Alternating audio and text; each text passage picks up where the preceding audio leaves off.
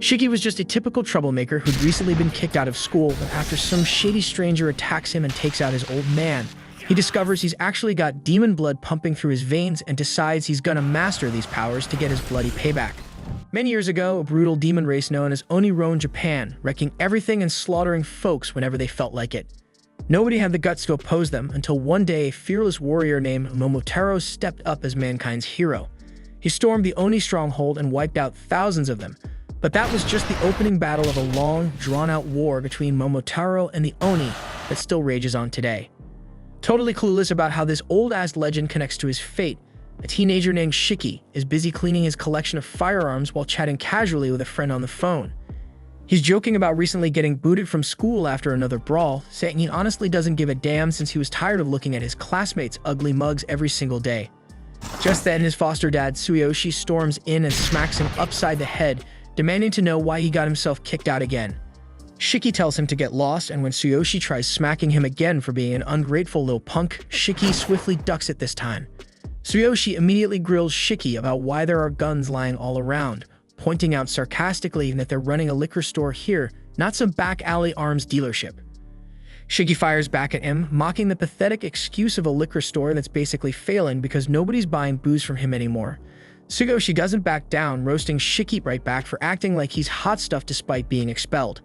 Shiki takes that insult to heart, snapping back coldly that he'll never become a deadbeat like Tsuyoshi and is honestly glad they aren't blood-related. That remark hits Tsuyoshi hard, visibly hurting him, but he quietly leaves after getting a work call downstairs. As Tsuyoshi heads out for a delivery, Shiki lets out a frustrated sigh, wishing some wealthy dude had adopted him instead. He decides to get some target practice in to clear his mind, but an unexpected explosion outside startles him. He rushes out to check what's going on, only to find the street covered in thick fog, blinding him completely. Suddenly, an eerie black mist blasts from the darkness, knocking Shiki flat on his back. Before he can react, the mist coils around his leg, violently dragging him outside and tossing him roughly onto the pavement. As Shiki struggles to his feet, completely baffled by whatever the hell just went down, a sinister-looking old guy dressed completely in white shows up, clearly intent on attacking him. But just in the nick of time, Tsuyoshi returns in his car, smashing directly into the creepy attacker, urgently yelling at Shiki to jump in, like a typical Hollywood movie. He hits the gas and speeds off like crazy, frantically saying their only chance now is to flee the country altogether. Shiki, however, hasn't even begun to process the insanity he's just witnessed. He freaks out and demands to know how his old man could casually run over someone like that, but Tsuyoshi insists that the guy isn't dead yet, and they absolutely have to get as far away from him as possible. Clearly distressed, Tsuyoshi tells Shiki to shut up and listen closely, since they don't have much time left. He quickly reveals that Shiki is actually an Oni descendant, and the psychopath who just attacked them is a descendant of Momotarou. Shiki snaps, telling Tsuyoshi this is no damn time for jokes, but his dad insists he's dead serious. Before Shiki can respond, a blade made of black mist suddenly pierces straight through the car's roof, narrowly missing Tsuyoshi as he swerves out of the way. It's clear the freaky attacker has caught up as the windows suddenly get completely shrouded in dense black fog, leaving them blind. Tsuyoshi slams the brakes near an abandoned warehouse and leaps out, urgently telling Shiki they need to hide right away. Just as they clear the car, it explodes violently behind them and Tsuyoshi spins around only to find Shiki nowhere in sight. Fortunately, he spots a trail of black mist snaking toward the warehouse and immediately knows his son was dragged inside. In the darkness of the warehouse, Shiki finds himself trapped helplessly in a gigantic web formed from the strange mist, with the terrifying man named Samedare standing ominously before him. Samedare coldly tells Shiki that the Oni blood running through him makes him nothing more than vermin, and exterminating vermin like him is precisely what the Momotarou agency does. Shiki can barely register the fact that Samedare somehow survived being hit by a freaking car when suddenly Tsuyoshi charges in, telling Shiki that the Momotarou fairy tale is actually real. He explains rapidly that for centuries, the descendants of Momotarou and Oni have been locked in an endless struggle through generations. Eventually, the Momotarou bloodlines banded together to form the powerful Momotarou agency, gaining the upper hand and forcing the Oni descendants to live secretly among humans just to survive. Shiki remains completely lost by all this craziness, but Tsuyoshi confidently steps forward, telling his son to relax and let daddy handle this shit. Samedare immediately summons two blades made entirely out of black mist, prompting Tsuyoshi to unleash an identical power in defense. Both men charge forward, blades clashing fiercely, causing an intense shockwave. Tsuyoshi somehow manages to shove Samedare backward, but Samadare mocks him, remarking how pathetically weak he's become compared to the old days. Samadare reveals that the Black Mist is an exclusive power belonging solely to the Momotarou descendants, further disclosing that Tsuyoshi was once his senior within the Momotarou agency. Shiki is stunned by the realization that his father carries Momotarou blood, but Tsuyoshi insists he's long since buried those memories. Samadare coldly questions if he's also forgotten how dangerous the Oni truly are, declaring Tsuyoshi must be eliminated as punishment for sheltering an Oni. Tsuyoshi angrily launches the first strike, but the two men quickly find themselves evenly matched. Shiki stands helplessly, his mind blown by their brutal fight, as Samadare demands Tsuyoshi explain why he's protecting a monster whose very existence brings destruction. Tsuyoshi tells him to shut his mouth and launches a fierce attack, but Samadare's speed greatly surpasses Tsuyoshi's expectations. Samadare effortlessly evades and counters with a lightning-fast combo, severely wounding Tsuyoshi and knocking him out. Shiki's heart breaks as he watches his dad collapse and bleed, causing him to furiously swear he'll end Samadare. Samadare merely scoffs, telling Shiki he'll join his father in hell soon enough. Right then, Tsuyoshi weakly grabs Samadare's foot. Samadare asks him incredulously why he's risking everything just to protect an Oni. Tsuyoshi painfully replies that he doesn't need any damn reason to protect his own son. He insists that Shiki hasn't harmed anyone yet, making it unjust to condemn him purely for carrying Oni blood. Samadare ignores him, conjuring another sword from Black Mist to end Tsuyoshi once and for all. Watching this pushes Shiki's rage beyond its breaking point. His eyes blaze blood red as he vows to annihilate the bastard who's trying to murder his dad, causing his dormant demonic powers to erupt. Blood begins pouring from every pore on his face, and his Oni horns burst violently through his skull. Shiki screams at Samadare that he's going to kill him, and as Samadare turns to look, he's shocked to see Shiki no longer trapped in the web. Immediately, several guns shaped from blood appear beside his face, but Samadare narrowly blocks every shot thanks to his sharp reflexes. If Shiki has already vanished from the spot, and while Samadare frantically tries to locate him, drops of blood fall from above, revealing Shiki suspended from the ceiling like some twisted Spider-Man in a Venom suit. Witnessing Shiki's grotesque blood-drenched form, Samadare recognizes that Shiki's Oni powers have fully awakened, allowing him to control his own blood as a weapon, though that's not even the most frightening part of fighting an Oni. In a heartbeat, Shiki lunges at him, fiercely pushing Samadare back with devastating blows. Samadare quickly turns the tables, slicing off Shiki's arm, but Shiki leaps back, casually regenerating his limb in seconds. Shiki howls like a psychopath, and Samadare breaks into a nervous sweat, realizing this fight is going downhill fast. Shiki then shapes his blood into countless deadly firearms, forcing Samadare to desperately utilize every ounce of his speed and skill just to deflect the storm of bullets. Suddenly, Shiki fires a literal freaking missile, forcing Samadare to dodge by the skin of his teeth as the missile detonates violently behind him. Samadare desperately tries escaping Shiki's brutal rampage, throwing his sword in a last-ditch attempt to end the fight. But it's nowhere near enough, and Shiki quickly closes the gap and kicks his old ass away. Samadare is now too exhausted and wounded to dodge effectively, and Shiki stomps on his face, ruthlessly unleashing an entire army's worth of ammunition on him. Yet somehow, Samadare barely manages to survive, though he's gravely injured. He curses Shiki bitterly, but then Shiki suddenly collapses and the blood weapons shatter instantly. His demonic transformation vanishes, and staring at his blood-soaked hands, Shiki's sanity snaps, unable to comprehend what the hell just happened. Samadare immediately recognizes this as the usual breakdown people have when they unlock their Oni abilities for the very first time. Gathering the last ounce of strength he has, he shapes another Black Mist blade, ready to finish what he started. But right as he's about to plunge the blade into Shiki, Tsuyoshi leaps between them, willingly sacrificing himself to protect his son. Samadare's stunned demands to know why he'd risk his life for a kid who just turned into such a terrifying monster. Tsuyoshi simply recalls the little kid who brought him happiness and softly tells his former comrade that even though it was brief, he enjoyed the feeling of being a proud father. At that moment, civilians rush around the warehouse after hearing the blast, calling emergency responders, forcing Samadare to reluctantly retreat. Turning himself into Black Mist, he quickly vanishes, leaving Tsuyoshi mortally wounded and Shiki completely lost and terrified. Shiki freaks out and desperately tells his dad that he'll get medical help right away, but Tsuyoshi gently stops him, knowing he's already finished, asking instead for just one last moment to speak with his son before he goes. Tsuyoshi explains that he hid the truth about Shiki's Oni blood because admitting it would mean telling him about the cruel reality that people would try to kill him. Now, all he can ask of Shiki is to grow strong enough to defeat both Oni and Momotarou so he can finally have a life of freedom and happiness. But Shiki screams at him to shut up, refusing to accept it's over. Frantically pulling Tsuyoshi toward the exit, he yells that they'll talk once he gets treated, but Tsuyoshi only manages one last gentle smile before he finally passes away. As his dad's lifeless body hits the ground, Shiki shakes him desperately, begging him to open his eyes because he still hasn't had the chance to apologize for all the horrible stuff he spat at him earlier that morning, but it's already too late. Tsuyoshi's already dead. So Shiki just sits there, completely shattered, and quietly breaks down over his dad's motionless body. Moments later, some weird guy riding roller skates casually appears out of nowhere, calmly mentioning that Shiki can't stay there anymore, because soon the place will be swarming with witnesses. Shiki freaks out at the sudden intrusion, racing himself for another battle. But before he can even fully turn around, the dude correct chops him neatly in the neck, knocking him out cold in a single blow. It takes some serious skill to sneak up on anyone while skating, so Shiki honestly never stood a chance to begin with. Elsewhere, the higher-ups at the Momotarou agency are losing their collective shit because they've just learned about Samadere's botched assassination attempt on Shiki, and now they're all questioning if he's gotten rusty or something. Still, given the circumstances, they understand his retreat. They absolutely can't risk the public discovering the agency's existence. But they also refuse to allow the Oni to become common knowledge either, meaning they fully intend to get rid of Shiki the moment he's back in their crosshairs.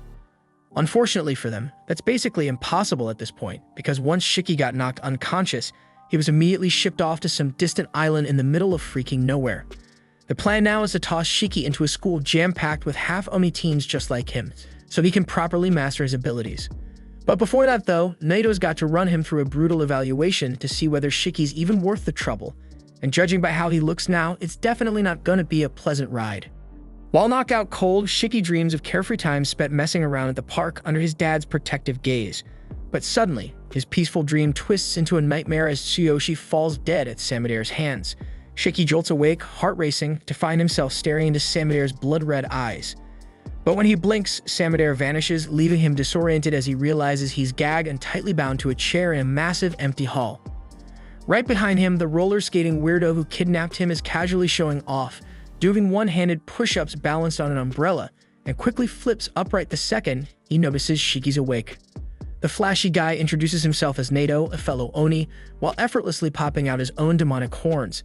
Still bewildered and dizzy, Shiki struggles to make sense of what's happening, barely absorbing Naito's overly energetic introduction. Naito refuses to disclose their current location but assures Shiki that Tsuyoshi's body has been safely retrieved and respectfully stored elsewhere, explaining he brought Shiki here for both evaluation and his own protection. Without warning, Naito smoothly glides to a nearby whiteboard, swiftly rolling it right in front of Shiki before flexing about how insanely efficient roller skates are compared to just plain walking.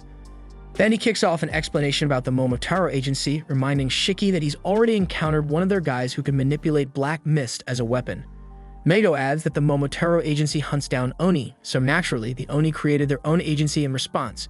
His specific job is scooping up freshly awakened Oni, like Shiki, and bringing them somewhere safe to determine if they're qualified enough to join the Oni's side.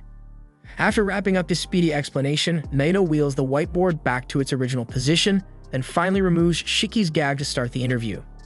As soon as the gag is off, Shiki instantly flips out, angrily demanding to be untied. He starts hurling insults and threats, warning Naito he'll pay dearly if he's done anything disrespectful to his dad's remains, and Naito immediately docks points from Shiki's non-existent evaluation score.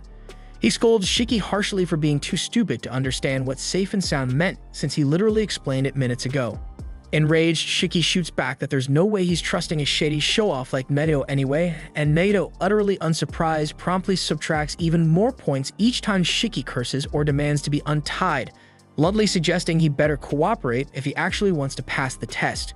Shiki couldn't care less about any stupid evaluation, but he's desperate enough to escape to try reining in his temper, only he's terrible at controlling it, prompting Naito to flatly tell him to stop giving him that creepy death glare.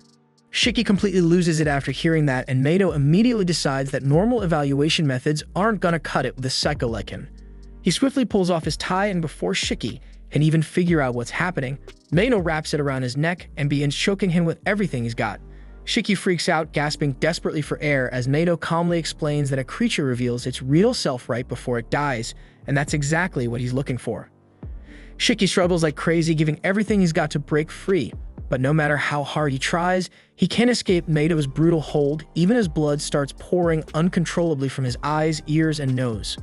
Eventually, Shiki blacks out, leaving Naito thoroughly disappointed, but then Shiki's spilled blood suddenly springs to life, morphing into razor-sharp spikes that shoot straight at Naito, who manages to dodge them effortlessly.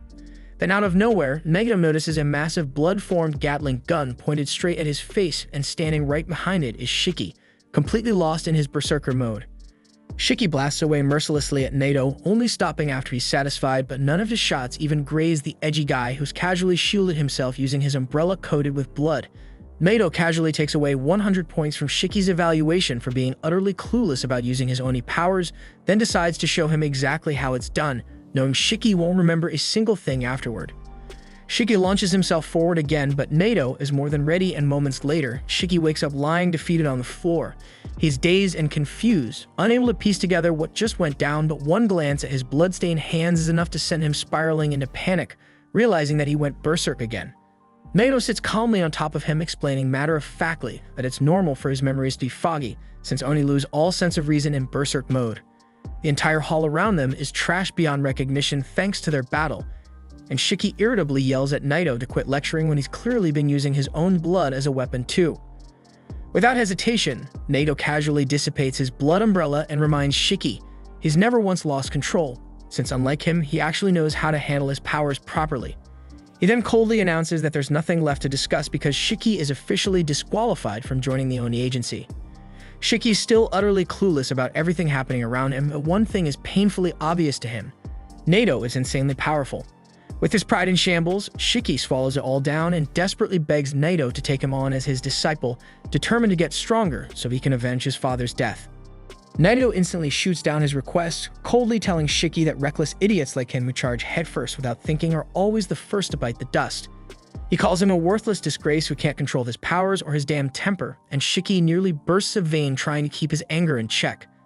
Naito then calmly states it's finally time to get rid of Shiki, because an Oni who goes berserk in battle is nothing but trouble.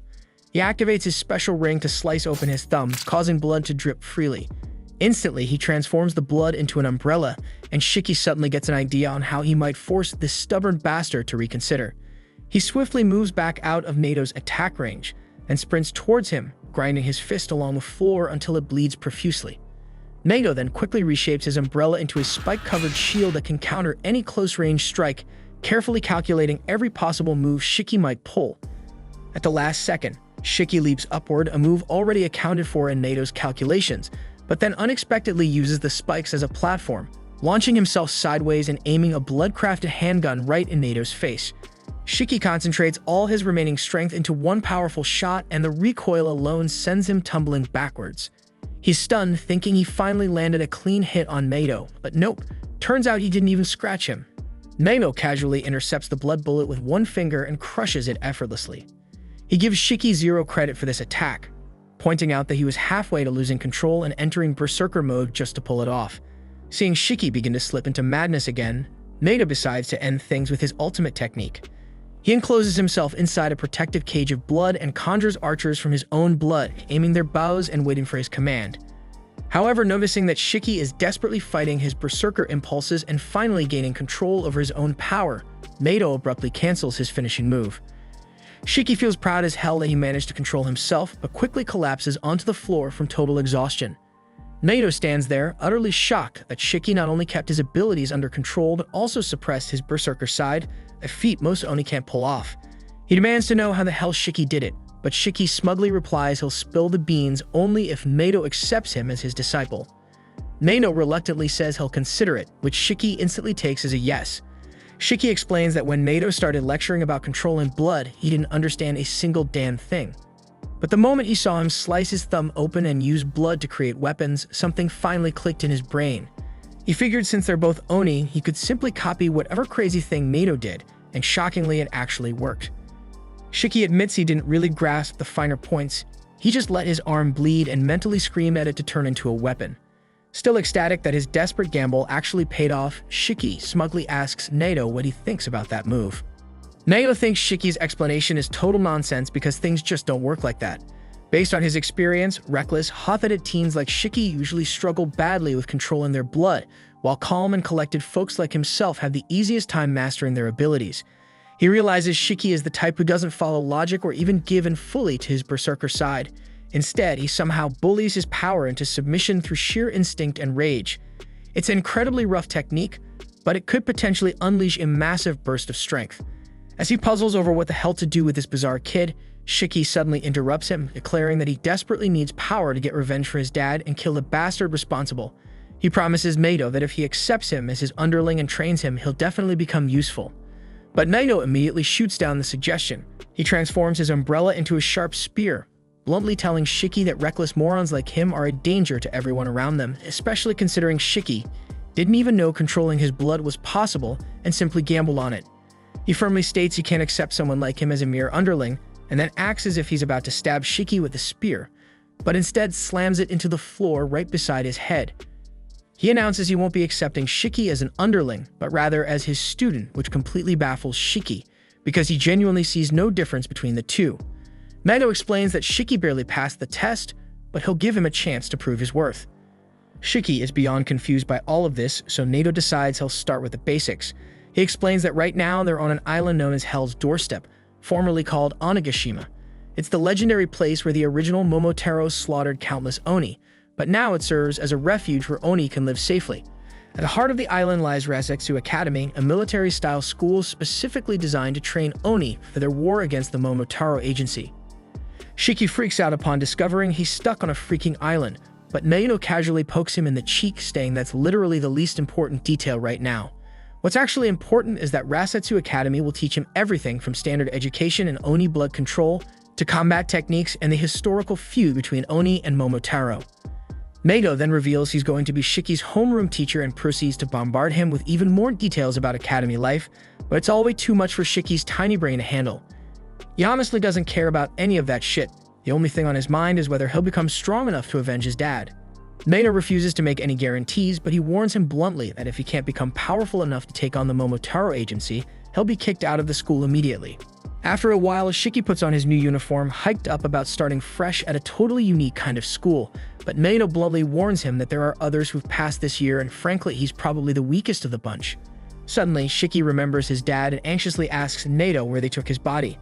Naito casually tells him they're keeping it safe at the morgue because they figured Shiki would want to handle the funeral himself according to whatever beliefs he had. Thinking about his dad's passing makes Shiki go quiet for a moment, but Naito interrupts his gloomy mood, calling him a dumbass and telling him that moping around won't get him anywhere. Instead, he should channel all his energy into getting stronger so he can get his vengeance. Shiki blurts out that Naito's surprisingly a decent guy after all, catching the edgelord completely off guard and embarrassing the hell out of him. Flustered, Naito quickly skates away, yelling back that Shiki better hurry his ass up because if he reaches the classroom after him, he'll be instantly expelled. Shiki somehow manages to keep pace, and as he starts contemplating how he can enter the room to maximize his badass entrance, Naito abruptly kicks him through the classroom door instead.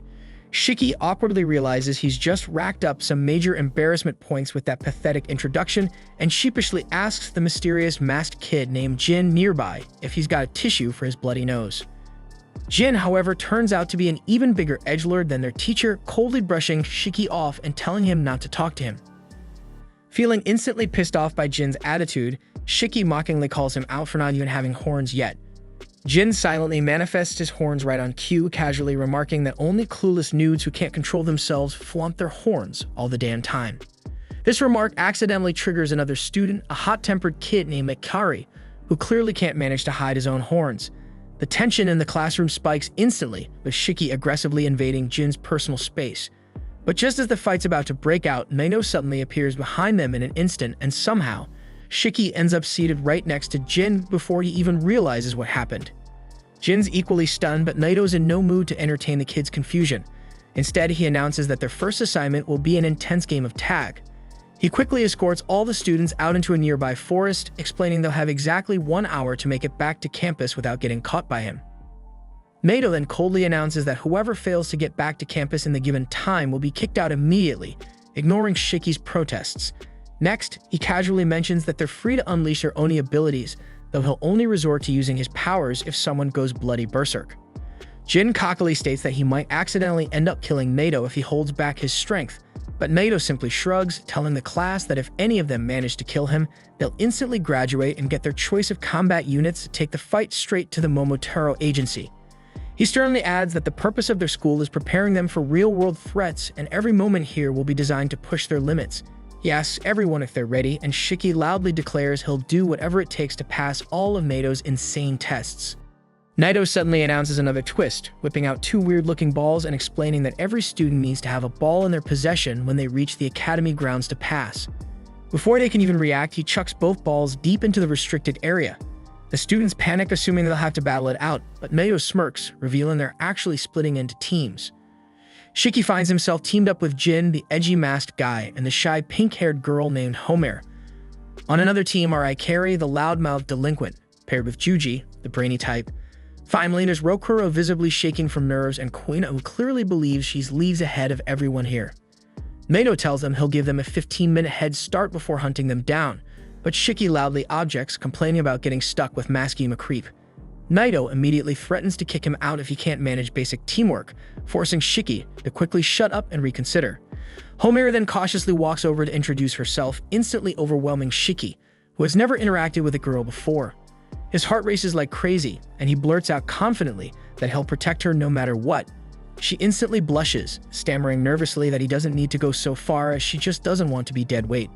Next, Homer nervously approaches Jin, who completely ignores her existence, radiating peak Andrew Tate vibes. Immediately overwhelmed by insecurity, Homer breaks down sobbing, apologizing repeatedly for even trying to speak to him. Shiki leaps in, pissed that Jin hurt her feelings, and quickly comforts her by insisting she shouldn't ruin her adorable face with tears. He then swivels back, shouting insults at Jin, but Jin calmly tells him to stop being such a pathetic simp. Naito quickly interrupts their squabble, urging them to hurry up because time's ticking. Jin bolts straight into the restrictive forest with Shiki hot on his heels. Homer stands there nervously looking around until finally deciding she better run after them before things get even worse. Meanwhile, Jin swiftly leaps from branch to branch like some edgy Naruto character, fantasizing about taking down Naito, earning an instant graduation, and securing a spot in an elite squad. He's determined to get another shot facing his mortal enemy, but his edgy inner monologue is rudely interrupted when Shiki suddenly lunges at him from behind. Irritated, Jin demands to know what the hell has gotten into him, so Shiki grins cockily, replying he's here to settle things once and for all and prove he's definitely stronger. Jin's totally ready for the showdown and dramatically removes his mask, showing off some seriously nasty scars running around his mouth. Shiki's instantly grossed out but tries to brush it off, claiming that only weak-ass losers bother showing off battle wounds. Jin doesn't even react to his insults, instead calmly slipping off his gloves to reveal his hands are stitched up just as badly as his face. Without hesitating, he rips out one of the stitches, releasing blood that rapidly turns into spinning circular saws. Shiki stares in shock, internally panicking that the Chainsaw Man author is definitely gonna sue them for plagiarism. Jin coldly tells him to quit wasting time, scram if he's chicken, but Shiki firmly replies that running away now would mean he'd never avenge his dad's death. Jin's caught off guard by the sudden confession but quickly turns icy cold, muttering that they'll never see eye to eye. Shiki fires back that he has zero interest in understanding someone like him anyway, and then aggressively bites his thumb, hoping his blood will turn into a gun. But nothing happens, and he freaks out, clueless about how he triggered it last time. Realizing he has no other choice, Shiki grabs a random stick and charges forward, but it quickly becomes obvious he's hopelessly outmatched as Jin effortlessly slices through entire trees with his terrifying chainsaw blades. At the same time, Homer nervously wanders around looking for the boys, but she freezes when she hears the loud crashes of trees collapsing nearby. Her anxiety instantly skyrockets, convinced she's not cut out for this place at all. But then she suddenly remembers Shiki calling her cute earlier, boosting her confidence just enough to keep looking, totally unaware that she's standing mere feet away from one of the balls they're supposed to find.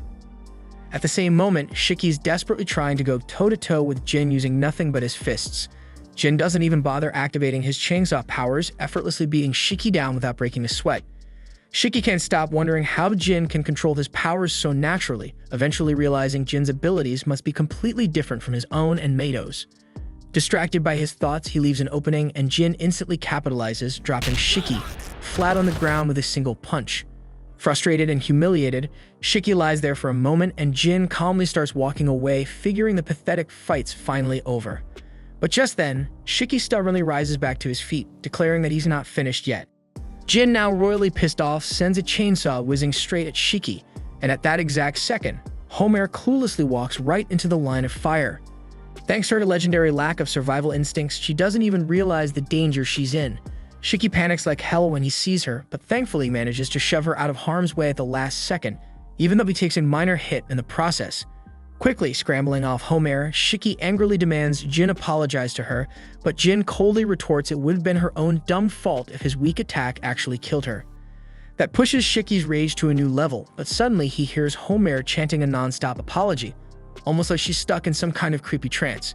He tries assuring her none of it was her fault, but suddenly blood starts pouring from Homer's nose, pooling on the ground until it forms into a massive human-shaped figure.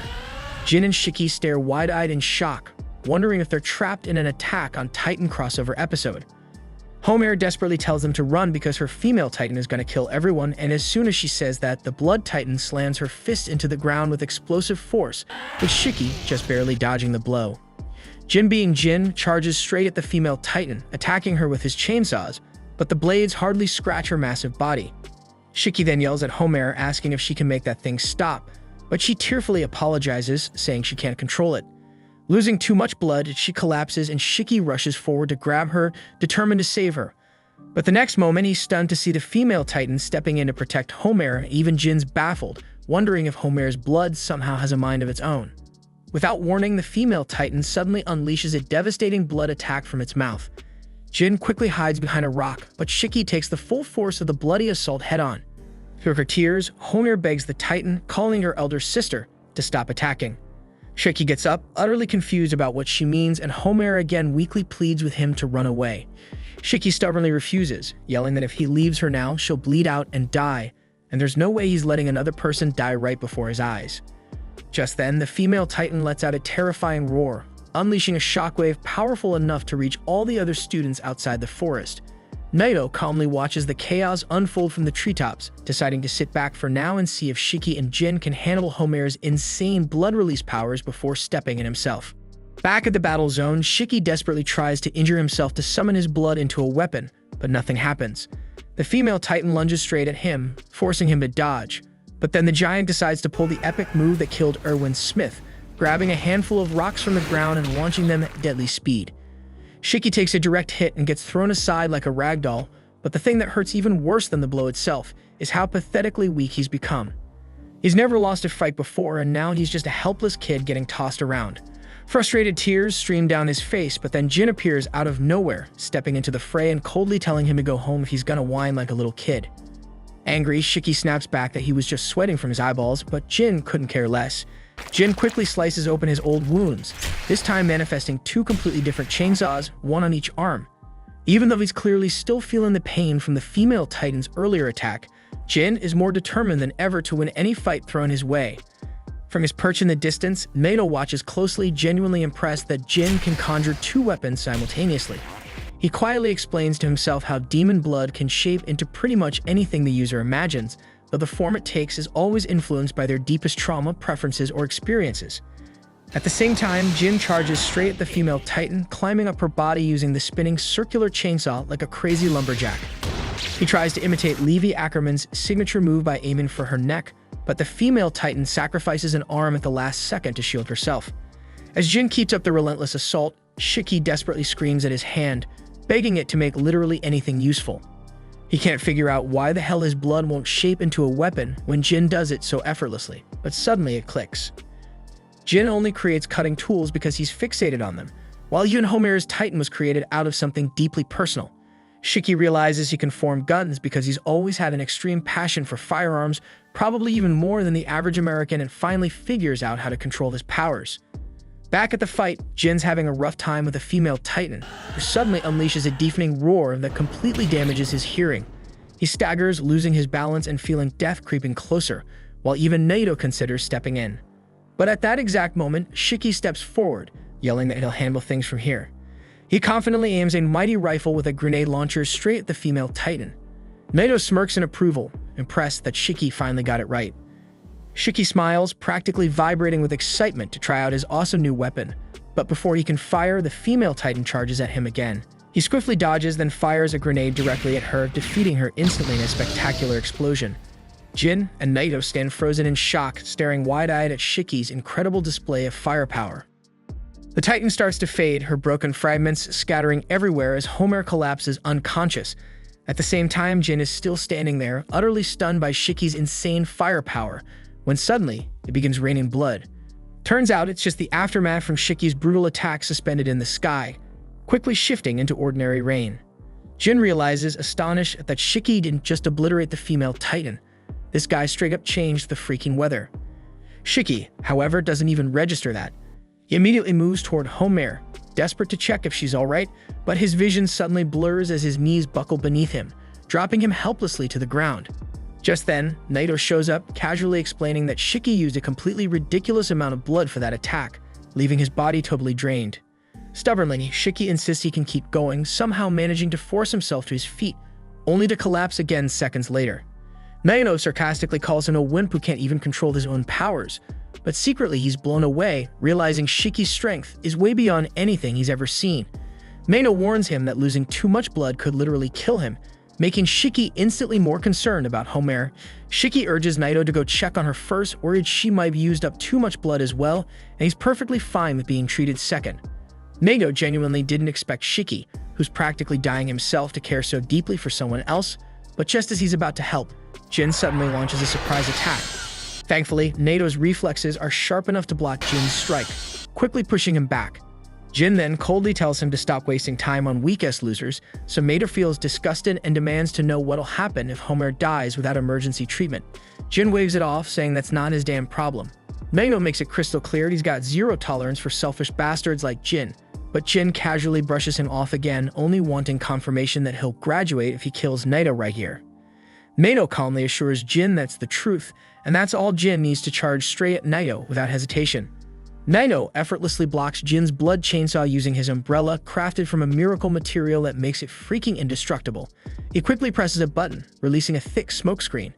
Jin smirks confidently, convinced Naito's planning a sneak attack he can easily counter, but suddenly he's hit by rapid-fire bullets out of nowhere. Panicking, Jin immediately dives for cover behind a tree as Naito fires rubber bullets from his multipurpose umbrella, cheerfully explaining that while these bullets won't kill Jin, they'll sure as hell hurt. He even deliberately aimed at Jin's already injured hand earlier, just to maximize the pain. Jin quickly figures out that Naito plans to stay safely out of range, thinking he only has close combat skills.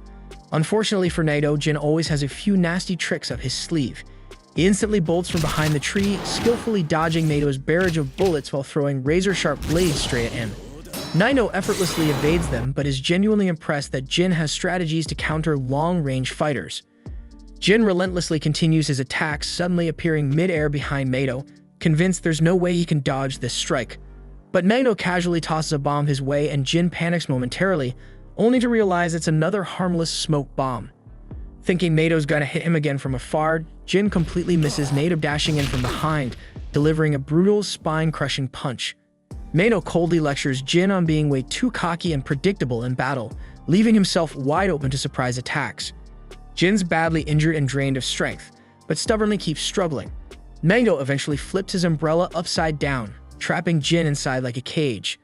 Jin frantically tries breaking free, prompting Naito to mockingly ask if he's really that desperate to see his father. Jin freezes completely, demanding to know how Naito learned about that.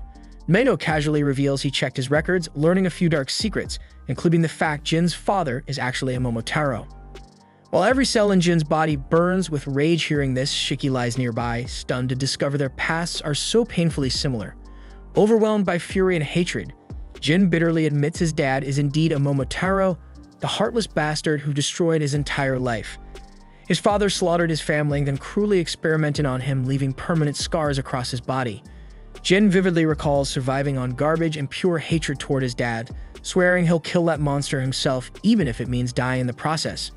Driven by blind rage, Jin suddenly gains an explosive burst of strength, violently breaking out of the umbrella cage. But before he can react, Naito swiftly grabs his face and slams him brutally into the ground, calling him an impulsive, reckless brat. Naito sternly tells Jin that dying while chasing revenge is utterly stupid, and he'll never fulfill his goal that way. He then urges Jin to live, to stay alive and fight another day, even if it means enduring humiliation and defeat, because that's the only real path toward achieving his dreams. Jin finally quits struggling, and Naito quickly contacts the school, requesting the nurse since he's got an injured student here. He calmly informs them that Homer has dropped out due to severe blood loss and Jin's been securely tied up. Meanwhile, Shiki's barely still standing, and Naito reminds him there's just about 6 minutes left on the clock. Tauntingly, he holds up one of the balls, giving Shiki a choice. Either chase him down to snatch it or frantically search for the other one and make it back to the school, all within 5 minutes. Shiki complains it's completely unfair, but knows he's got no damn choice except to play along. So Shiki instantly takes off, forcing Naito to chase him down to see what he's plotting. On the other hand, Jin sits silently, tied to a tree, when suddenly Shiki pops out from behind some bushes. Shiki approaches Jin, calmly offering to free him, but only if he'll agree to team up. Jin's jaw drops in disbelief at the offer, and Shiki bluntly explains that neither of them stands a chance against Naito solo, but together, they just might pull it off. Jin stubbornly refuses, claiming that being rescued by an idiot would totally shatter his pride. Shiki doesn't even bother arguing whether he's an idiot, instead calmly asking Jin if pride is honestly more important than his goals, because he's definitely not reaching those goals tied up here. Jin coldly asks why he even gives a damn, and Shiki quietly admits his own father was a Momotarou too. So Jin stares in stunned silence as Shiki pulls a classic Naruto, dramatically declaring that they're exactly the same. At the same time, Naito searches everywhere for Shiki, doubting he'd simply run back to school without a fight. Just then, he spots Shiki sprinting away, loudly cursing Jin, and immediately corners him. Shiki stops dead as soon as Naito lands in front of him, tauntingly waving the ball and reminding Shiki he's almost out of time. Shiki curses Jin internally, not because he's ungrateful, but because even after getting rescued, Jin still insisted on calling the shots. Suddenly, Jin bursts from above, lunging straight at Naito to grab the ball, but Naito easily sidesteps the attack. Jin smirks, revealing that was just a distraction. His real move is hurling a stone tied to a rope, instantly looping around Naito and trapping him securely. Shiki quickly grabs the rope's other end and both desperately pull with everything they've got. Naito plants his heels firmly into the ground, confident these exhausted brats don't have the stamina left to actually overpower him. Just then, Jin unleashes a blood blade straight at Naito, forcing him to dodge and lose his balance in the process. Shiki immediately takes advantage, sprinting towards him and knocking the ball from his hand. The ball lands perfectly near Jin, and Naito assumes Jin will try to run straight to the school, but he figures Shiki will surely fight him for it. So Naito plans to easily snatch it back during a squabble, but shockingly, Shiki tells Jin to grab the ball and run. Jin doesn't hesitate, immediately bolting off with it, while Shiki excitedly cheers him on like a proud parent at a soccer game. He proudly boasts to Naito that they've finally taken the ball, but Naito sarcastically reminds him that only the person who actually brings the ball back passes, and right now that's Jin, not him.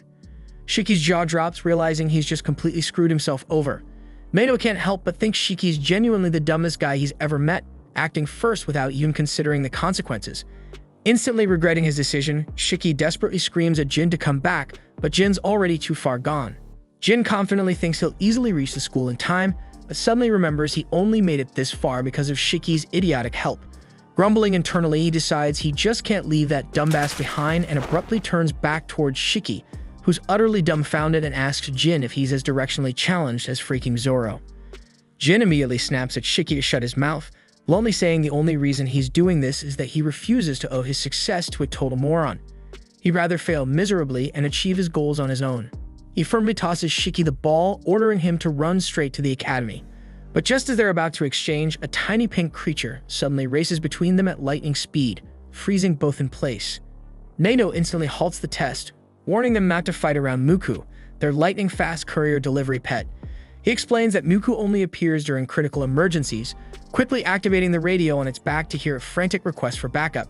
The Kyoto branch is under attack by the Momotarou agency. Outside the test area, all the other students patiently await their turn, assuming Shiki and the others definitely bombed since they're already past the time limit.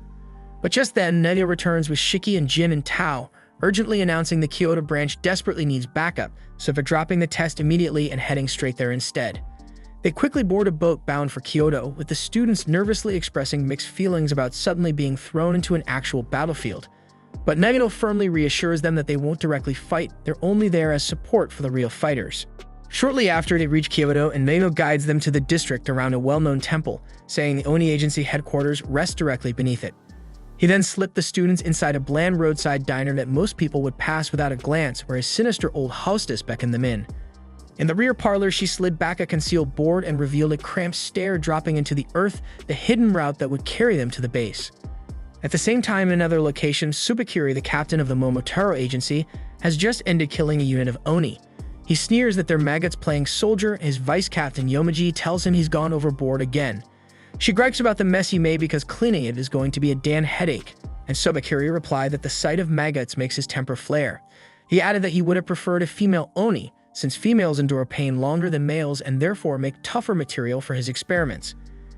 Yomichi answered that the experiments were vile and that she despised them, especially the creature now shuffling toward them. Sobakiri tells her not to be mean to his favorite creation, a freaking chimera stitched from a dog, a monkey, and a pheasant. He has named it Ugly, and that is the one detail Yomichi can actually agree with. Sobakiri says Ugly is a crucial research specimen as well as a loyal part of their anti-Oni bioweapons program. Yomichi says their job is to kill dangerous Oni and protect civilians, and you should focus on that rather than wasting time on creepy lab work. Sobakiri insists Oni blood is genuinely fascinating and he is doing his best to help in his own way. He argues that if they can learn to control Oni blood themselves, it will benefit the Momotarou agency massively. Even better, if its regenerative factor could be turned into a drug, they might end up wealthier than Elon Musk. Yomichi pointed out that Momotaro's already displays similar traits, but Sobakiri said experimenting on people is idiotic. And in his eyes, the Oni are maggots, so they should be used for trials because simply killing them is a waste of raw material. A scared young Oni overhears everything while tucked just around the bend, and he fights to stay perfectly silent. In the moment the two Momotarou agents' footsteps fade away from his spot, he exhales in shaky relief, but Sobakiri surprisingly appears beside him. Apparently he was just messing with his sorry ass. So of course the boy panics and Sobakiri decides to haul him to the lab. Yomichi says she will put the kid to sleep so he does not cause trouble, but as she tries to force him to sleep without anesthesia, a drop of blood splashes onto Sobakiri's coat. Yomichi understands immediately that this spells trouble, not for her but for the child. Sobakiri strides up and starts booting him like a heartless jerk. He says that although Oni blood fascinates him, it is filthy, and he will not tolerate it on his uniform. He then asks whether the kid's parents live nearby and whether they were among the group he just killed. When he gets no reply, he hoists the nearby Oni corpses and shoves them in front of the boy, asking if his parents are here. The kid is too terrified to speak, and of course, Sobakiri chooses to crush him under the bodies. Yomichi is sickened by it because out of all the Momotarou abilities she has seen, Sobakiri's is the most twisted.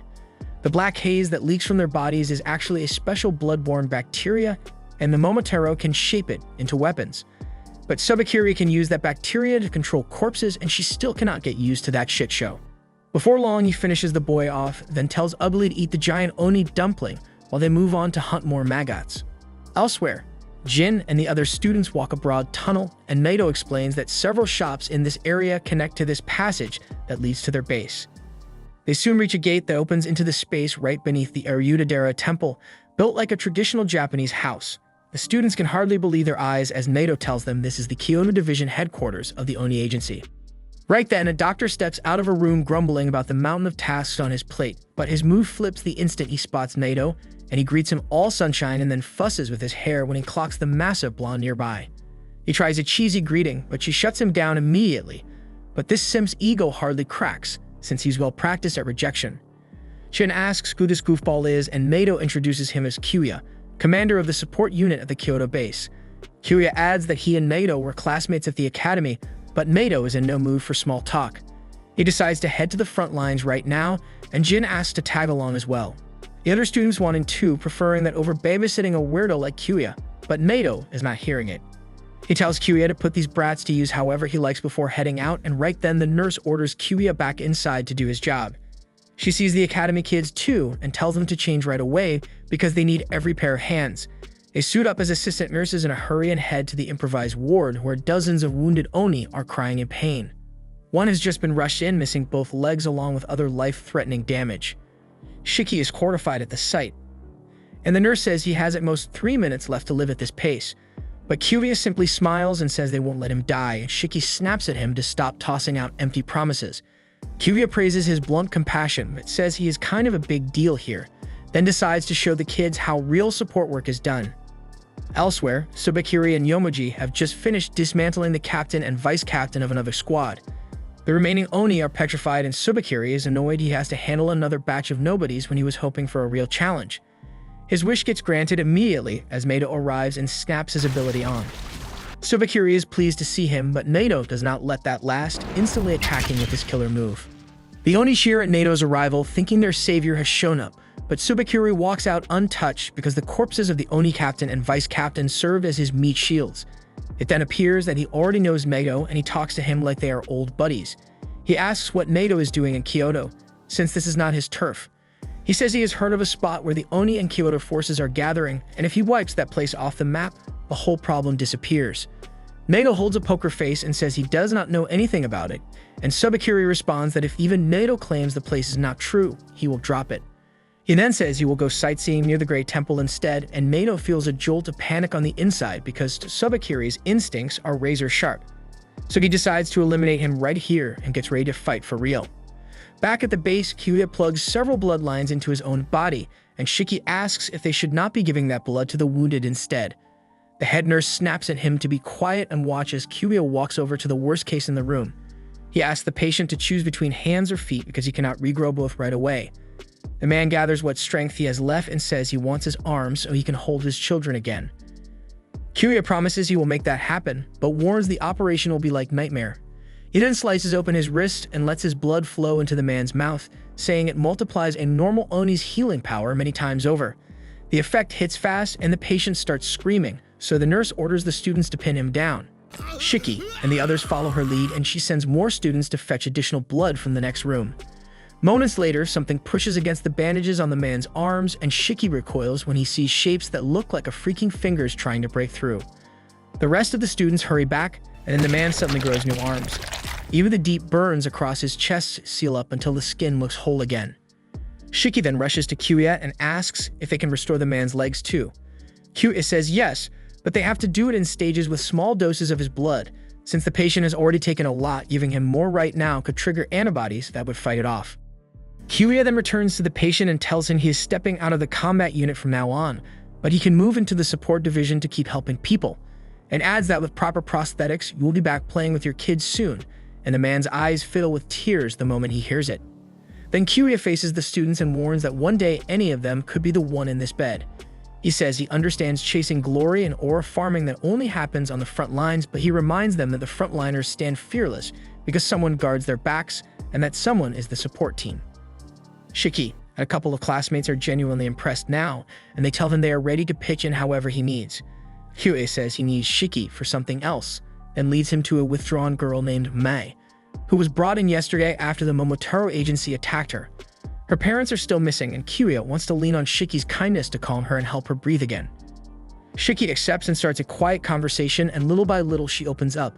He asks about school, and she says she never attended, as the idiot wonders if she might be a bad boy like him. The support team rolls in bodies from the battlefield, and among them are Mei's parents. She breaks down the instant she sees them, and Kyoya admits scenes like this still gut him no matter how often he sees them. At the same time, Tsubakuri tells Naito he seeded several Oni corpses with his bacteria, knowing the support crew will haul them to base for a proper funeral, and from there he can remote control the bodies and sabotage the facility. Naito reels at the reveal, and Tsubakuri decides to test whether the plan has taken hold. He reanimates Mei's father while Shiki and Kyoya are distracted, and she lights up, convinced he is alive. But under Tsubakuri's command, the corpse clamps a hand around her throat, and Shiki and Kyoya catch it fast.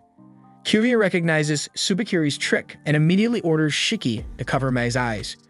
Shiki obeys, and Kyoya drives two slim blades into the man's brain, dropping the body inert. When Shiki lets her look, Mei sobs at what became of her dad, and Kyoya realizes there could be more puppeted corpses here, just like Mei's father. In that instant, Mei's mother seizes Shiki from behind, crushing his throat. Kyoya spots it and lunges to help, but before he can reach them, 3 more Oni zombies clamp onto him from the rear and pin him in place. At the same time, nurses hauling corpses toward the disposal unit watch in horror as the bodies jolt awake and lash out. Moments later, a flood of Oni zombies surges through the doorway into the patient room. They pounce on the patients sprawled across the floor, and the nurses swing whatever they can grab to fight back. In the adjoining room, Mei sobs her heart out, begging her mother to stop strangling Shiki. But her mother has already become a zombie, and Shiki knows she is beyond saving. Kyoya then aches to help, yet the 3 Oni blocking him refuse to give an inch. Before Shiki blacks out, he slowly reaches for a pistol. He remembers the ferry ride to this place when Naito handed it to him for self-defense, since Shiki still could not fully control his blood. Back then, he was not thinking about protection at all. He was just ecstatic to hold a real firearm instead of a replica. Naito had explained the pistol was loaded with cartridges infused with Shiki's blood, which strike far harder than ordinary rounds. With so few bullets, Naito told him to save them for moments that truly mattered. Shiki then realizes firing on Mei's mother is his only shot at surviving, so he pulls Mei into his chest to shield her view, then puts a freaking bullet through her mother's head. Then he sucks in a hard breath as relief washes over him. At the same time, Kyuya is still pinned beneath the Oni zombies, but Shiki frees him by placing headshots on all three, dropping them immediately. Kyuya heaves the pile of corpses off himself and glances over at Shiki. The two haul each other upright, and Kyuya says he will get the patients to safety while Shiki takes point against the Oni zombies in the main hall. Elsewhere, the patients are seconds from being torn apart until Ikari bursts in and saves them at the last possible moment, driving punches straight into zombie faces. The other students jump into the brawl and defend themselves. After a short stretch, they notice something odd. No matter how many hits they land, the zombies refuse to die. Jin wears a worried look, clearly unsure what to do next. But at that point, Shiki shouts, telling everyone the only way to drop the zombies is by hitting their heads, and blows to anything else will not finish them. On cue, Jin triggers his Eclipse technique, flinging 3 blood shurikens straight at the zombies' skulls. As Shiki promised, they collapse at once, dead for good. Seeing that the rest are convinced this is the way to fight. With that decided, Kyuya orders the support unit to prioritize evacuating patients and preventing further deaths. Shiki continues shooting the zombies with his handgun, cutting down several at a time, and the task turns his stomach because mowing through so many corpses feels bad. A few students then declare they will help with the evacuation, but Ikari snaps that they do not need to announce it, just move. They take the hint and peel off, while Ikari stays behind and holds the line against the undead. At the same time, Shiki grows increasingly unsettled. Each target he shoots was once someone dear to someone. These were innocent people, yet he's pumping rounds into them even though the true enemy is the Momotarou, so thinking about it makes his blood boil. Kyuya then directs the remaining nurses to get every patient to safety while Shiki and the others keep the zombies contained. Elsewhere, Tsubakiri and Naito are about to clash. Naito rushes first, but Tsubakiri stuffs the lane with 3 Oni zombies as a living shield. Naito stays calm until Tsubakiri's pet erupts from nowhere and lunges at him. Naito slips aside the last possible instant, and the lunge rips into the 3 Oni instead, spattering blood across the wall. Naito regards the mess with a cold, steady stare, and Tsubakiri smirks and says he ought to be pleased since the Oni zombies are being culled. After that, Naito tells the others to fall back to the evacuation point while he handles Tsubakiri, but Tsubakiri has no intention of letting anyone go. He calls for Yomaji, and she strolls ahead. Then with her black bacteria, she forms a cage that catches Naito and the others inside. Mango then asks what they hope to accomplish. Tsubakiri explains that with them contained, he can keep messing around in their hideout as long as he likes. He adds that the barrier is strong enough that they cannot break out unless Yomaji permits it. Tsubakiri then guesses Naito thinks he does not know the hideout's location, so he reveals he planted transmitters on every corpse he left behind. And by tracing those signals, he learned their hideout sits beneath Irunadera. Naito's composure cracks when he realizes Tsubakiri has figured out where they are. Tsubakiri starts walking away and flashes a signal to Yomaji, and Yomaji answers by allowing the ugly to slip through the barrier. Naito and the others keep their guard up, unsure what is about to unfold. As Tsubakiri continues forward, he snaps his fingers and the ugly begins to bulge. The Oni ages recoil in disgust, while Naito watches with cool curiosity, wondering what will follow. The creature starts to shine, and it is obvious it is going to detonate, so Naito yells for everyone to take cover. The explosion is so strong that it wipes out everything within a 100-meter radius. Tsubakiri watches the fireball, dissatisfied that it wasn't more forceful, so he says that he will improve it next time. Yomaji proposes checking for survivors, but Tsubakiri says there is no point. No one could live through that, and besides, he just laundered his uniform and doesn't want it stained. And moments after, we see Naito lying on the ground, his body covered in burns and scars. Back at headquarters, Shiki puts a bullet through the last Oni zombie's skull and exhales in relief, glad it is finally done. Kyuya then announces they have moved the patients to the main hall, and says it is thanks to everyone being here, so he offers deep thanks. At the same time, Mei stands firm while her mother and father lie dead on the ground with bullet holes in their skulls.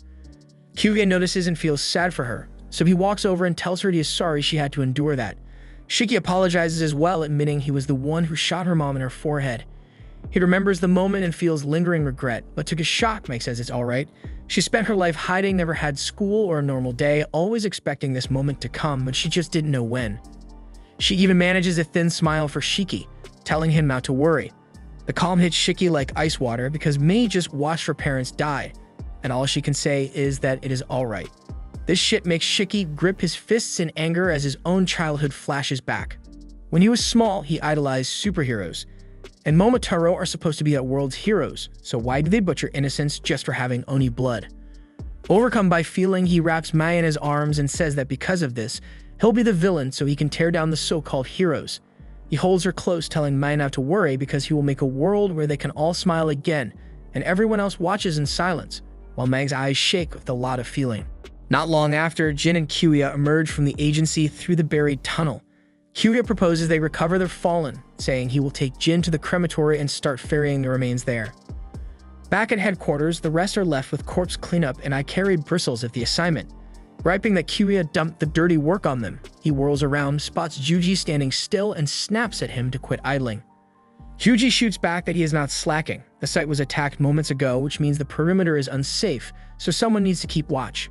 His talent is built for reconnaissance, so he bites his thumb, lets a bead of blood hit the floor, and a wide crimson sonar sigil unfurls under their boots.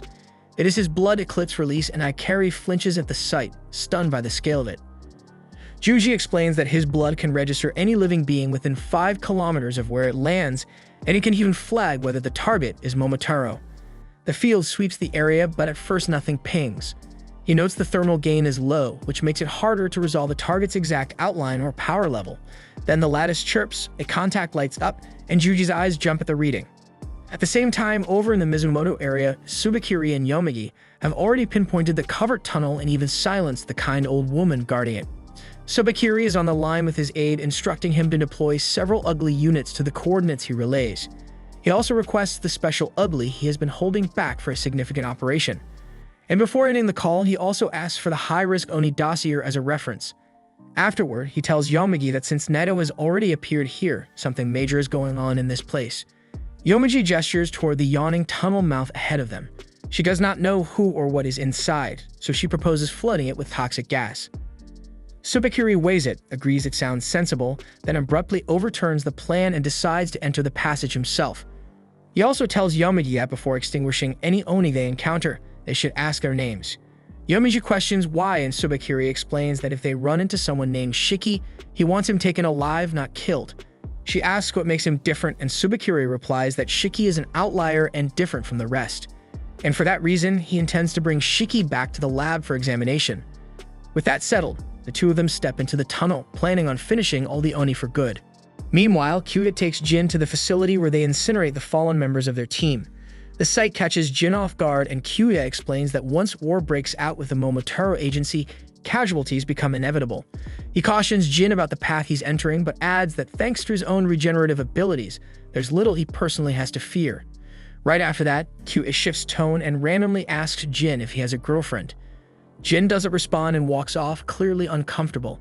As Kyuya hurries after him, a sudden chill runs down his spine. Someone's closing in fast. He spins around only to find Tsubakiri thrusting a blade at him. The attack misses its mark but still cuts into him, leaving Kyuya too stunned to react. Jin instantly summons his blood-forged chainsaws to defend them, but before he can act, Yomiji appears behind him and clamps a black prison over his head, aiming for a finishing blow. But Kyuya reacts just in time, pulling Jin out of harm's way, but still Yomiji's attack lands on his arm, locking it in place and fracturing it badly. Jin screams from the pain, but the prison binding his arms soon begins to fade. He fights through the agony and tries to refocus, realizing they're in a nightmare scenario because both of them are injured, and he knows nothing about their enemies. But despite the situation, Kyuya remains composed, and he instructs Jin to retreat immediately and alert the others, promising to hold off the two Momotaros as long as he can. Jin agrees and escapes, swearing to return with reinforcements. And with that, Kyuya turns back toward their enemies, ready to stall them with whatever strength he has left. Tsubakiri then casually orders Yomiji to get started, and she responds by activating her ability to generate a massive barrier using her black bacteria that engulfs the entire base. Kyuya quickly analyzes her technique. She's using bacteria to generate the barrier, and her goal is to trap everyone inside and eliminate them all. Kyuya then starts weighing his shit options. He's too injured to fight properly, his opponents are deadly, and he doubts the students inside can handle opponents this dangerous. And with no hope for backup and no escape route, the grim truth sets in. He's probably not making it out of this alive. Out of nowhere, Tsubakiri suddenly asks Kyuya if he knows someone named Shiki. The question catches Kyuya off guard, and it becomes clear that the situation is far more tangled than he originally thought. Realizing he can't afford to hold back, he reaches into his coat and pulls out a concealed syringe laced with poison. But before he could make use of it, Tsubakiri moved in with lightning speed and slashed his throat, opening a deep wound that sprayed blood violently across the ground. The speed of the strike left Kyuya stunned because he hadn't even seen it coming, and as blood gushed from his neck with terrifying force, he collapsed onto the ground, his body going limp. As his awareness faded, one last ridiculous thought crossed his mind: that it would have been nice if the one to kill him had been the massive hot chick. Tsubakiri is convinced that his attack was fatal, so he prepares to take control of Kyuya's corpse using his bacterial ability, but stops mid-action when he senses something approaching from beyond the barrier. So he tells Yomiji to open the path, and she allows the uglies to enter the zone. Once inside, Tsubakiri asks if they've brought what he requested. One of the grotesque creatures coughs up a large box. He instructs them to uncover it, revealing a carved wooden container. With precision, he orders them to carry it carefully as they begin the search for Shiki. Meanwhile, Jin finally arrives at the headquarters and is startled to see no one around. As he rushes inside the main chamber, he finds the entire team already assembled and ready for combat. Everyone breathes a little easier upon seeing Jin return safely, but Jin is baffled as to why they're all gathered there, so Shiki explains that Juji used his sensing ability earlier and detected hostile forces moving in. Thanks to that, they had just enough time to evacuate all patients. Unfortunately, before the rest could get out, a solid black barrier sealed off the exits, trapping them inside the building. Some suggest looking for an alternative escape route, but the nurse informs them that she's already searched the entire facility. There's no other way out. Shiki then asks Jin where Kyuya is, but before Jin can answer, one of the Uglies bursts into the hall. The team is frozen in shock as the grotesque creature walks straight through them and targets a random person in the group, who is devoured on the spot while the others watch helplessly. Panic then erupts and everyone scatters in an attempt to avoid being next. And amid the chaos, Shiki pulls Mai close, determined to protect her at all costs. Not long after, Tsubakiri and his group stepped into the now abandoned main hall. Finding no one there, he instructed the Uglies to set the coffin down. He took a seat on it casually and ordered Yomiji to track down Shiki, bring him in alive, and eliminate everyone else in their path. Yomiji asked if he planned to join her, but he declined, saying he had deeper matters to ponder. Elsewhere, the sassy blonde Kuina was rummaging through a restroom looking for clothes that offered better mobility. Sharing the space was the overly dramatic Rokuro, whining about his inevitable death due to his heart rate being off the charts. Kuina told him that if he was collapsing from a short jog, he should consider getting in shape. To block his view while she changed, she pulled a towel over his face and swapped her outfit for a skimpy gym uniform with zero concern for modesty. Rokuro, curious and still wheezing, asked what she planned to do. Kuina casually replied that she was setting a trap. Hearing that made him resentfully mutter about how lucky fit people were because he lived in constant fear of getting sick. Their moment was interrupted by the sound of heavy, pounding footsteps heading their way. Rokuro immediately starts hyperventilating, begging Kuina to deal with it because he's too stressed to fight. That of course sparks something dangerous in her, and she grins, clearly enjoying being depended on. So she tells Rokuro to hide in the closet and leave the rest to her, and he obeys instantly. Kuina then stood confidently facing the door, ready for the confrontation. The Ugly smashed through the wall instead and burst into the room. Before attacking, it asked if she was Shiki, but Kuina snapped back that Shiki was the goofy-looking guy who dressed like a dropout. And that answer was all it needed because the monster lunged at her. The impact from the attack knocked over the closet Rokuro was hiding in, causing him to pass out cold. Kuina, now fired up, decides it's time to teach this thing who's boss. And with a grin, she bit into her thumb and blood coated her fists, shaping into crimson boxing gloves. At the same time, Jin rushed back through the corridors to check on Kyuya's condition. And elsewhere in the facility, Akari braced herself to confront one of the incoming beasts. Shiki, on the other hand, stayed low and searched for a safe spot to hide with Mai, and the garden ended up being their only option. At the same time, Rokuro slowly regained consciousness, noticing that the room had gone completely quiet. Thinking it had all been some strange nightmare, he cautiously crept out from the closet, only to freeze in horror when he found the monster's face staring right at him. Confused and terrified, he tried to process what hell was going on, but things got weirder when the creature suddenly turned away and began walking toward Kuina as if following orders. Kuina gently touched its face, positioned it perfectly, then landed a devastating punch that knocked it flat to the floor. Without hesitation, she mounted the stunned creature and began hammering it with a brutal barrage of blows straight to the head until it blacked out. Rokuro stood there, overwhelmed and visibly shaken. Kuina, on the other hand, was clearly enjoying every second, casually stomping on the downed monster as it lay motionless. The secret behind her dominance was her ability, I Love, which enslaved any opponent touched by her blood, draining their will to resist. As Rokuro stepped out and asked if she actually taken the monster down alone, Kuina answered with a smug smile, reminding him that she told him to let her handle everything. But her confidence didn't come from being dependable, it came from her twisted desire to be needed. Kuina wasn't the type to protect out of kindness. Instead, she enjoyed manipulating others until they relied on her so heavily that they became completely helpless. And Rokuro unknowingly had already become her latest victim. Dropping to his knees, he thanked her sincerely for saving his life, and that moment pushed Kuina into full overprotective mode. So she laid out a bedsheet on the floor, tucked him in like a child, and told him not to worry because she'd take care of everything from now on. Rokuro grew more anxious by the second because she was way too close. Kuina then noticed how pale and weak he looked, so she decided he needed food.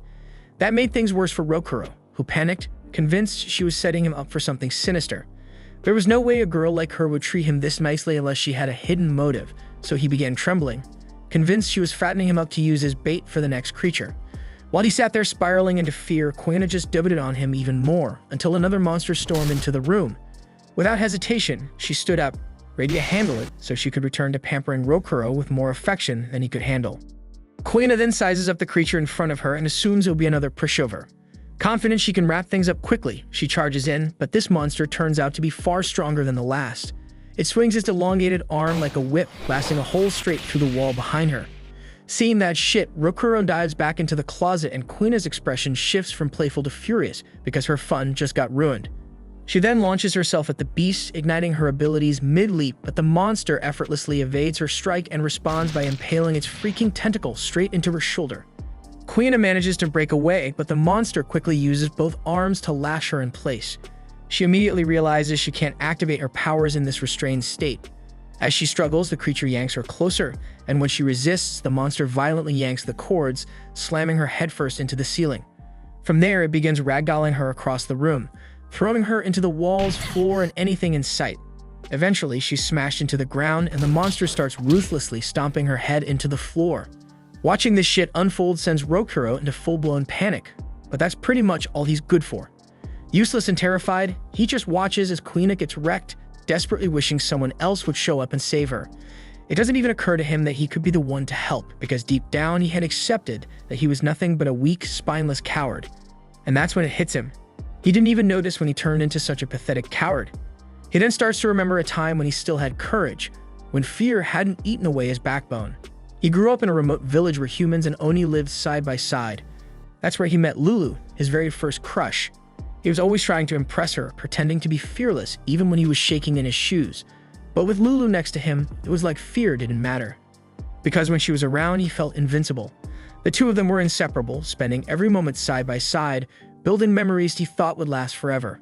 But underneath that happy little life, things weren't as perfect as they seemed. Lulu was ill, and because she was an Oni, she couldn't be treated at any regular clinic, and the only Oni physician in the village kept her stable for years. But one day, everything changed. Agents from the Momotarou Bureau stormed the village and the Oni doctor was killed. And without the Oni doctor's help, Lulu's condition rapidly declined. Desperate to save her, Rokuro swore he would bring back another healer from a neighboring town. He begged her to believe in him, promising he'd do anything for her. Lulu smiled softly and told him he'd always been the coolest guy she knew. She asked him to never change and passed away moments later, and that was the moment everything shattered.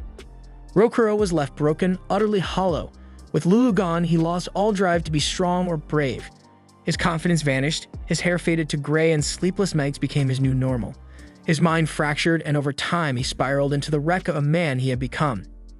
As Rokuro reflects on the path that led him here, the monster transforms its head into a deadly bladed whip, ready to finish off Kuina. Rokuro, still gripped by fear, tells himself to let it happen because someone like him couldn't possibly save anyone. But in that dark moment, Lulu's final words resurface in his mind.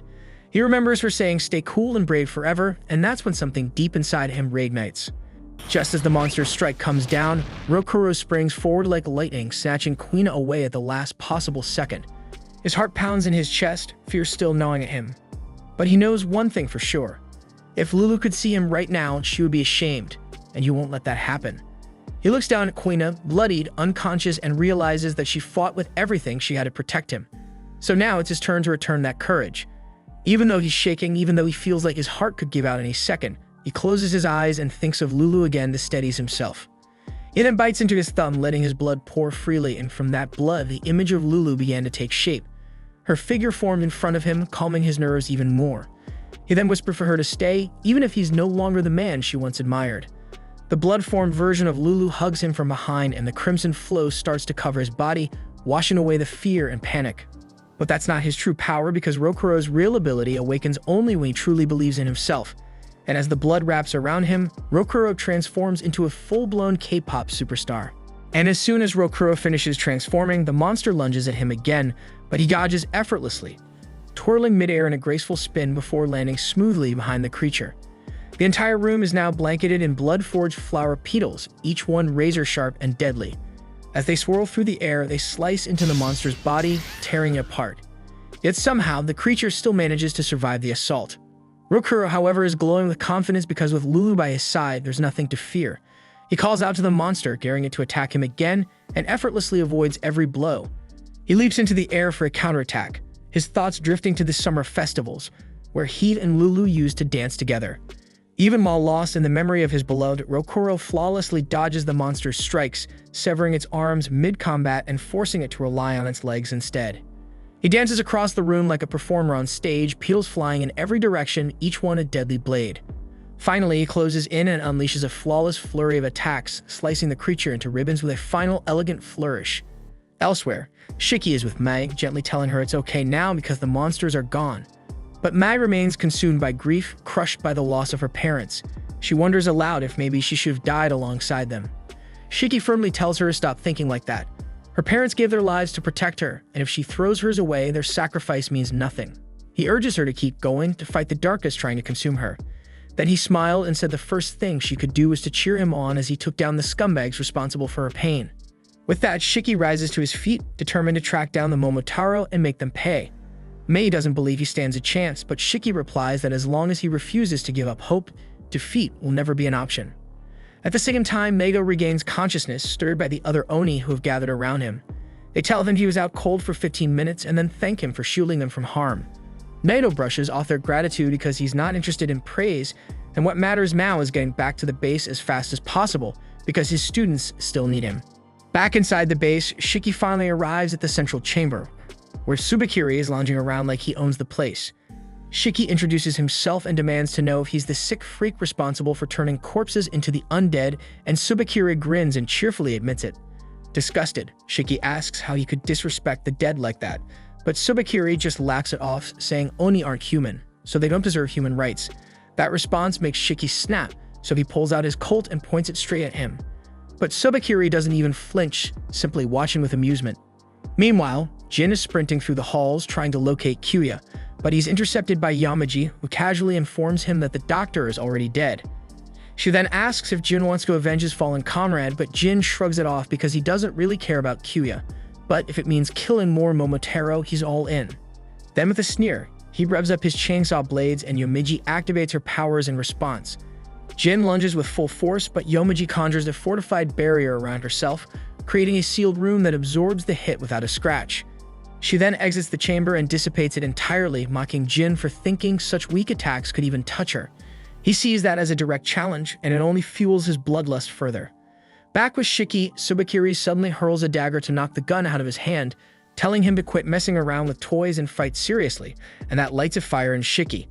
Enraged, he taps into his real power, materializing a massive rifle with a grenade launcher forged from pure fury and defiance. He declares that he's going all out and that Tsubakiri is going to pay for everything he did to Mai.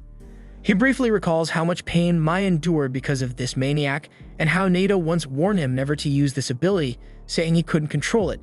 But Shiki's done being told what he can and can't do. Fueled by rage, he fires the launcher, unleashing a thunderous explosion, but Tsubakiri narrowly avoids the blast. Shiki grins, using the moment to mock him, asking if he was so terrified that he had to dodge just to stay alive. Then Shiki's focus shifts toward the coffin, curiosity rising as he wonders what might be sealed inside. Without saying much, Tsubakiri responds by swinging the coffin door open and a man clad in full Momotarou gear steps out. The man loudly proclaims his mission to wipe out every last Oni, and Shiki instantly realizes this must be another of Tsubakiri's undead puppets. Disgusted, Shiki accuses him of being a heartless freak, asking how he could be so twisted as to turn the corpses of his former allies into his mindless slaves. Tsubakiri lets out a long, tired sigh. He insults Shiki, calling him a dull-headed fool incapable of thinking past cliches. He explains that humans have something called free will, and this particular zombie standing here had actually given Tsubakiri permission to reanimate him after death. Shiki still can't wrap his head around why anyone would willingly choose that, but before he can say anything else, the zombie suddenly activates his ability. Waves of dark energy pulse towards Shiki's chest, and within seconds, his body becomes so heavy that he can't even stay on his feet. As the zombie repeatedly uses the same skill, Tsubakiri casually explains that whenever he revives another Momotarou, he also gains access to their original abilities.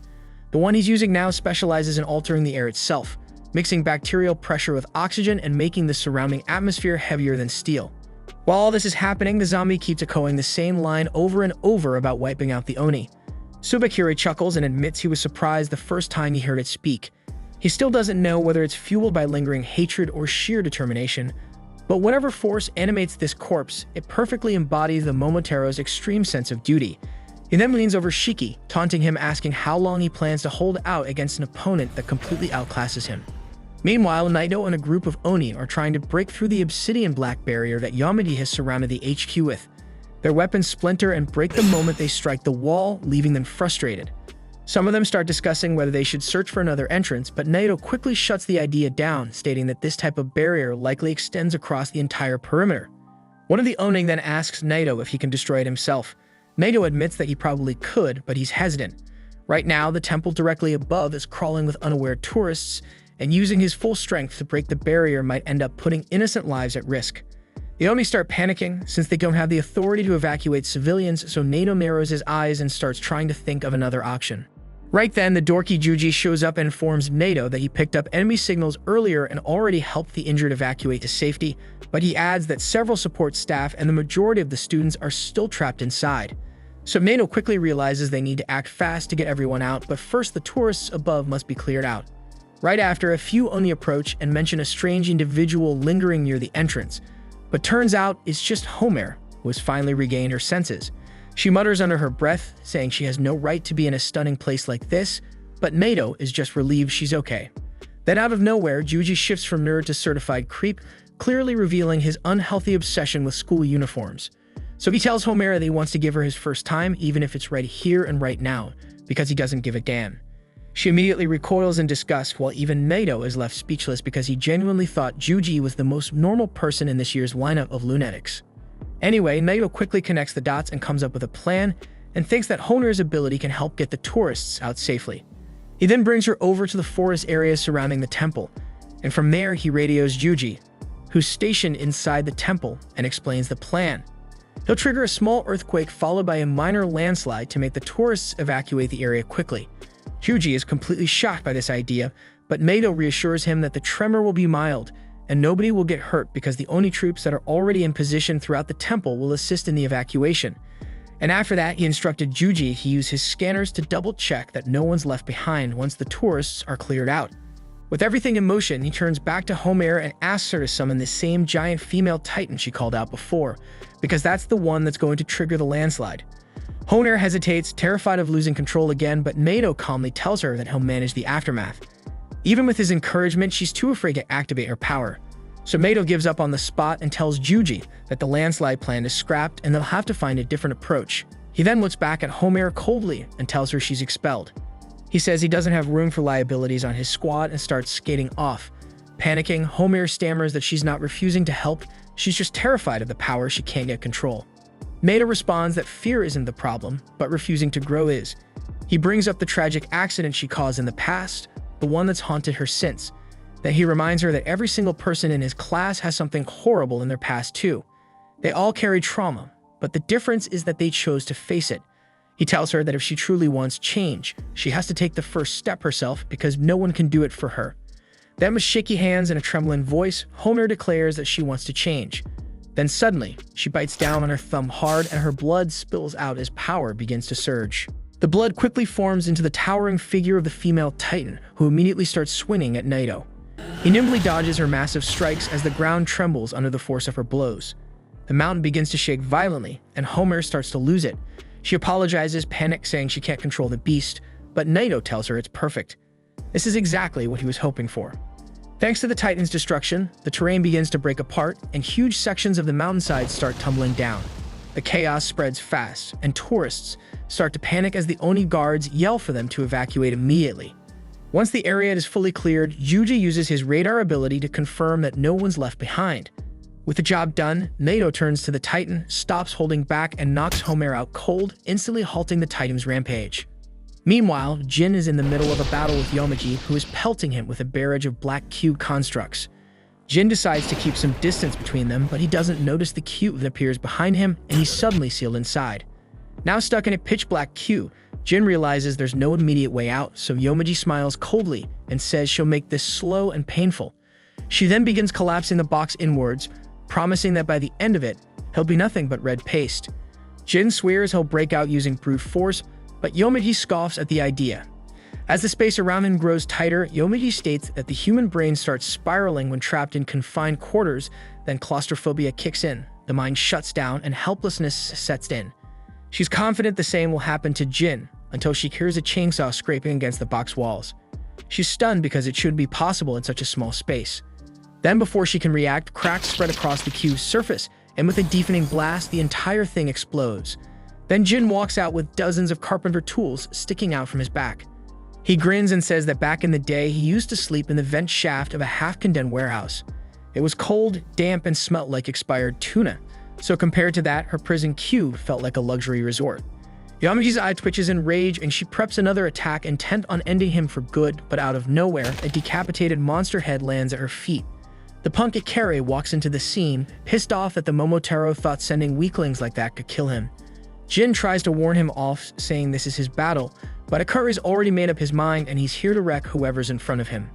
However, the second he lays eyes on Yomiji's goods, he loses his cool on the spot, launching into a wild rant about how she should dress properly and show some decency. But Yomiji couldn't care less what this loudmouth thinks about her fashion choices and tells him so with a smirk. Ikari then splashes his blood onto the floor to trigger his ability, but Yomiji tries to trap both him and Jin in one of her cages first. Sadly for her, Ikari is way too quick and agile for her tricks to land. He slips past her barriers with ease and delivers a brutal kick straight to her jaw, knocking her off balance. Yomiji is stunned because she never even saw it coming, but turns out neither did Ikari. His ability is completely unpredictable and changes based on how furious he is. This time, his rage granted him enchanted crimson boots that massively boost his reflexes and movement. So Ikari complains that maybe if he'd been angrier, he would have gotten a proper weapon, while Yomiji silently curses her luck because speedy types are the worst matchup for her. Outside the dome, Naito unleashes his signature technique and cracks open the barrier. The entire HQ starts rumbling violently, and Naito realizes that the building won't hold up for much longer. But to him, saving the allies trapped inside is more important than keeping the structure intact. Inside, the Tremors alert everyone, and they have to evacuate immediately. Back at the battle site, Naito and his team show up where Jin and Ikari are already fighting Yomiji. Naito tells her that she's surrounded now, and after using her powers on such a large scale, she must be running on fumes. He advises her to surrender, claiming there's nowhere left to run. But Yomiji smirks and says she had no intention of escaping anyway. She casts off her outer clothes, revealing that she's now covered by nothing but a thin veil of her own black bacterial armor. And with a wicked grin, she declares she's going to wipe out everyone in the room. At the same time, Sobakiri decides it's time to wrap things up with Shiki. But Shiki quickly rolls out of range before the gravity surge hits him. He pulls out the rocket launcher again and fires, but the zombie twists gravity itself to stop the warhead midair. Sobakiri shows off another of the zombie's powers, forming a condensed orb of oxygen, which becomes absurdly heavy due to gravitational compression. He then launches the orb directly at Shiki, smashing him with terrifying internal damage. As Shiki doubles over in pain, Sobakiri sneers, saying it's unbelievable that he's the son of Kishin, the legendary Oni commander once hailed as the strongest warrior in their ranks. Sobakiri gets disgusted by how far the bloodline of Kishin has fallen, but Shiki isn't even sure if he should believe what Sobakiri is saying. This was the end of episode 9. Subscribe to not miss the next episode.